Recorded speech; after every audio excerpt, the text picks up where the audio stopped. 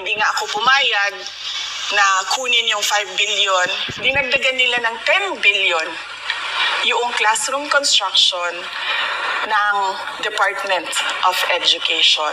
Yung 10 billion na yon hindi kontrolado ng Department of Education. Controlled yon ni Congressman Zaldico at Congressman Martin Romualdez. Hindi ko na kailangan ng corroborative witness dito dahil makikita niyo yon sa papel. Makikita ng taong bayan yon sa papel. Net, 5 billion. Lumabas ang budget approved, 15 billion.